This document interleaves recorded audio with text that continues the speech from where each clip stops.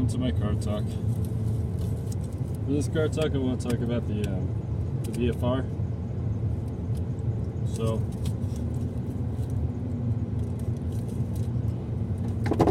last night, we haven't talked about BFR in a while, or SpaceX. They haven't been doing much though, so they've just been doing like routine rocket launches. Building the BFR.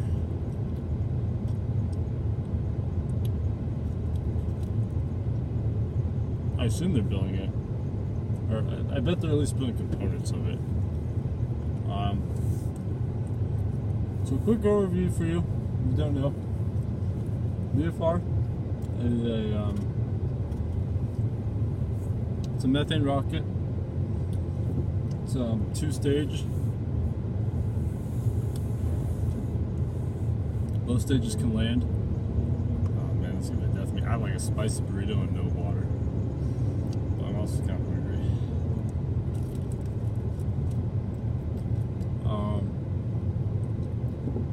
Yeah. So they're building like the ship part of it right now, and I'm not sure like what details are finalized yet. Like I've had issues with every single design iteration so far. Like, I think the general concept is fine, you know, but I've had issues with the design of it. So, let's see. There we go. Opening. So BFR, let's just say version 1 was unveiled in 2016. I think it was like 11 meters diameter or something absurd. They got a lot of like the core parts of it kind of down. So a tall rocket ship on a reusable booster, and the rocket ship would re-enter and land. They use methane rockets, Raptors, or methane engines, motors, called Raptors, the Raptor engine. So, well, it's made out of a carbon composite fuel tank, which is very light. And the first one was pretty big. I think that's kind of like one of the first problems with it. It's too ambitious to build with the current tooling and everything, you know. And also, you probably want a smaller version for. I mean, honestly, right now, what might make more sense for SpaceX, at least financially, we'll be building like a reusable Falcon 9 type rocket, so like a BFR, slapped on like a Falcon 9. But you know, BFR, the current BFR is uses. So, it had 3 landing legs, you know, and they refueled in orbit. And then what SpaceX ended up concluding from that in their next design iteration was that it was too big, so they made it smaller.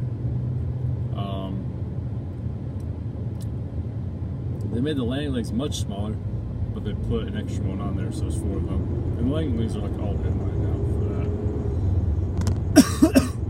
that. It has Delta wings with split flaps for basically you only really need 2 flaps or 2 like control surfaces that are you just need like really 2, and then you can like get roll and you can get pitch with that. So that was the idea. And then you have it would refuel by basically they would connect at the rear. The 2 ships would connect at the rear, and then they would slowly accelerate using like the reaction control system that they use for docking. Like they're using methane based, like what would traditionally be known as like a monopropellant rocket. first off, they're building very big ones, and second, it's now designed to be run off of methane, so it's just one gas. I don't know how they're pressurizing it. I would assume the same with the Falcon 9.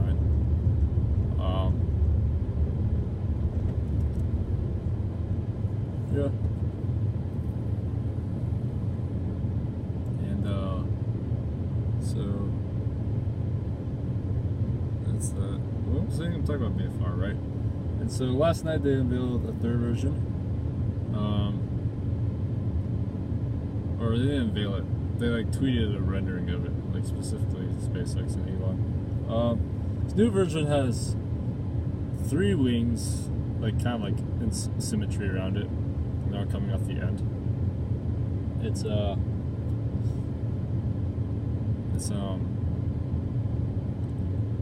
It finally has like canards or some sort of surface on the front.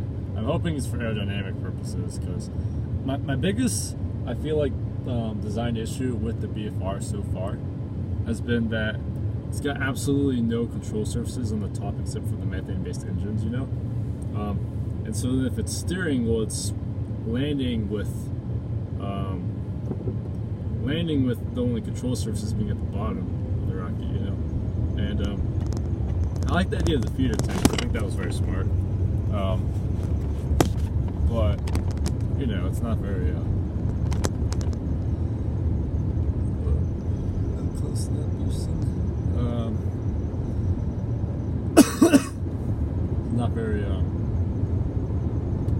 yeah, if you don't, yeah, I feel like they have to have control surfaces at the top, because already, you know, trying to land the Falcon heavy boosters, you know, the side boosters, was actually a lot more difficult than SpaceX originally anticipated. And Elon Musk later explained in the interview, he's like, yeah, we had to redesign the rocket because when you kind of got that sloped, or the aerodynamic point at the top of the rocket, you know, well then you no longer have the steep cut-off jagged part that first off gives you a low pressure zone, and second is kind of like a what's the word? Like a surfboard? I don't know what the correct word is for this, but it's basically a surface you can bounce air off of. It's incredibly useful for obvious reasons, because when you're coming down, you know, you want the rocket to be designed to be naturally drag heavy at the top, except during launch. So, you know, you have to figure out how to make it so that it's initially drag heavy at the top, or becomes drag heavy at the top. The Falcon 9 boosters do that with grid fins mostly. The BFR does not have grid fins, so it can't steer it down with grid fins. The only thing it had was like split flap at the bottom. It makes no sense to me. And I feel like it'd probably be a lot more important to have these ones, because it's like re-enter, it's coming at higher speed and everything, you know. They finally did that. Well, one thing that's really confusing about the BFR explanation, or the new BFR rendering 3, is that it looks like it has 7 vacuum engines, and I couldn't find a single non-vacuum engine. I thought that was kind of puzzling. So I was thinking, okay, what might that be, you know? Maybe they're building like a much bigger version of a Raptor engine. They're putting that in the center. And so that one proportionally has like a rod that's the same diameter. I don't know. Or not rod. What's it called? Exhaust nozzle. The same diameter. Maybe. I seriously doubt it though, because they already kind of developed the sizes, right? I was thinking maybe we couldn't see that there's 3 engines inside of the 3 winglets they put around it. It looks like 2 of the winglets can steer. You only really need 2. It looks like the entire of them can steer, or they fold or something. Useful. I think 3 is a better idea than 2, generally speaking. Like I thought like BFR 2 was kind of like lacking in control surfaces. But one annoying thing though is that you have to make the structure very strong, you know, and like rockets actually aren't really designed that strong. Most rockets get their strength. Like, okay, so imagine like a soda can, you know. When it's empty, it has like very little strength, you know, it's very easy to crush. But when it's full, it's very hard to crush, you know. And a rocket's the same way, and it gets most of its strength from fuel, you know. But this rocket's coming in, missing most of its fuel because it was in orbit, right? So it's landing empty. And so it's basically like you got this little tin can thing, even though I know it's made of carbon, you know. It's just flailing in, like imagine like a huge windstorm, you know. It's just flailing in a huge windstorm. This little tin can thingy. I'm guessing they're adding like a lot more structure to the BFR than some people may realize. Or I don't know, maybe the carbon's just really that great. Like even like airplanes, if you look at airplanes, and they're all going like 500 miles per hour. Those wings flex a lot when you do like minor movements, you know. And the BFR has to do a complete tilt, or like so it comes in like probably I would assume like a 30-degree like ablation angle, you know. And then it fires RCS jets, reorients, and now it's still coming at like supersonic speed. Because you know, I seriously doubt they'll be able to slow it down. Well, I could, but it wouldn't make much sense. Well, I don't know, it's still going like super fast though, right? Like crazy fast. And then they're gonna do like a sudden turn and jerk, you know? And I don't know how well it's gonna work. Cause like when like a Falcon 9 booster comes back, you know, it's slowing down mostly in the upper atmosphere. But from what I can tell about VFR, you know, it's not going to have that luxury. Because like a Falcon 9 booster, it's going on an upward trajectory, right? So like the rocket's going up and then it decouples. Now it's going on an upward trajectory. And it goes into like the upper atmosphere where there's a lot of like, there's not as much resistance, you know? So then you use RCS to flip itself around where there's not as much resistance while still going up and then boost back. And then, while still in the upper atmosphere, turn itself facing towards the ground. So that's the Falcon 9 booster right now, you know. But the BFR is going to come in at ablation angle, keep going down. It's never going to be able to go up to like the upper atmosphere, and it's probably mostly going to rely on like you would have to like the space shuttle did it kind of where you would have to do like most of your braking in the upper atmosphere, but you're still going to be coming in pretty fast. Like the space shuttle did like a lot of S-turns, if I'm remembering it right. I mostly just watched video footage of it. I didn't read too much about it.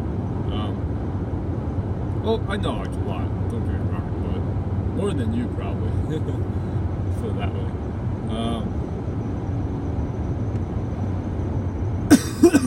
Yeah, I don't know. But I would say I think I might have already commented on this, but I like that the landing legs are now, it's now 3 landing legs that are spread out and like it's landing on the winglets. I thought that was kind of a good idea because as far as I can understand, like the legs didn't look very, like the base wasn't very wide on the first BFR, you know, so it looks like it toppled over easily. And when I built like a similar vehicle in Kerbal Space Program, it did. It toppled over very easily.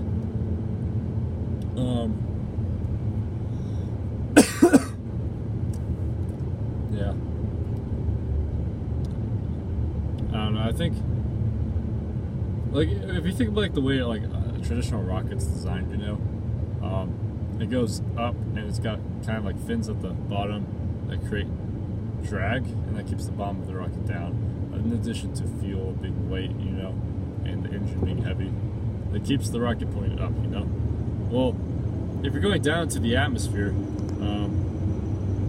and you got no fuel in the front to slow you down, you know, or to kind of like keep you pointing down. Wait, no, wrong thing to think about. If you got a big payload in the front, it keeps you pointed